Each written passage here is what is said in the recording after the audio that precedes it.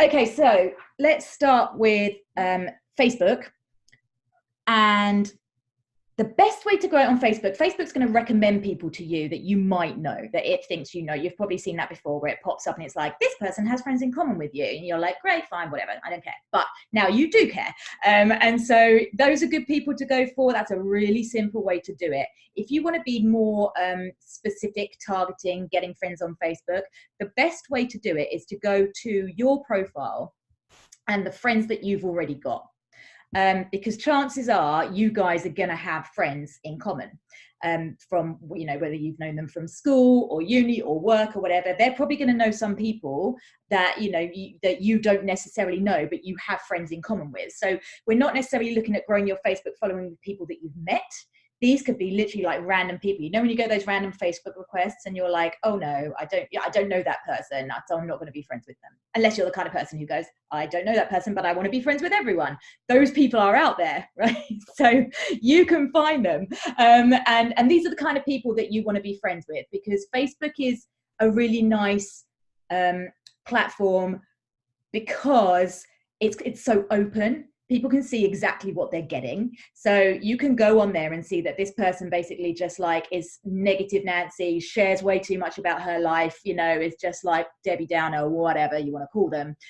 That's not going to be someone that you want to be friends with. But you can also see someone who shares really funny memes, or, you know, there's got things in common with you. So it's really easy to gauge, do I like this person? Do I want this person, you know, to necessarily join one of my challenge groups, become a coach on my team, you know, whatever part of your business you're trying to grow. If it's just, I want a couple of customers, I want to help more people, you know, maybe this person's sitting there and they're talking about Slimming World and they're struggling. This happens a lot to me when I go through my followers, or my friends, sorry, and try to add followers, because those are the kinds of people that I'm friends with, people who are going to Slimming World, people who are, you know, have had kids and that kind of thing, and just trying to find something that's going to work for them. So I've waffled on a bit about that, but the best way to do it is go to your friends list on your page. So I'm going to go there.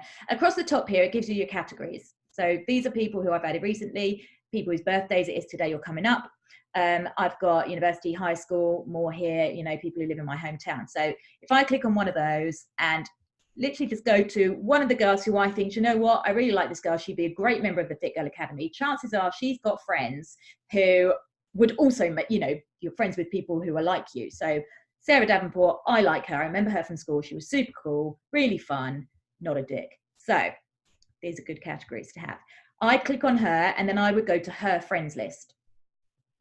And it's going to tell me we've got mutual friends. That's great. But if I click on, say, high school, we both went to high school together. So we're likely to have a lot of mutual friends in common there, but I might not already be friends with that person. So I'm going to scroll through. It says I'm already friends with all of these people.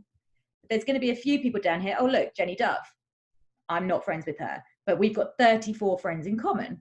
So I'm just going to go, boom, add friend. Why not? Do it. Here's someone else whose name I can't pronounce. 3 friends in common, boom, done. So I'm not going to add any guys. What's the point? No point. But you would just go through and see if there's anyone that you've got in common there. So here's a few others. Okay, Ruth Collinson, we've got 15 friends in common. One of them's my cousin, Matt Andrews. So I'm like, right, all right. She knows my cousin. She knows a friend from school.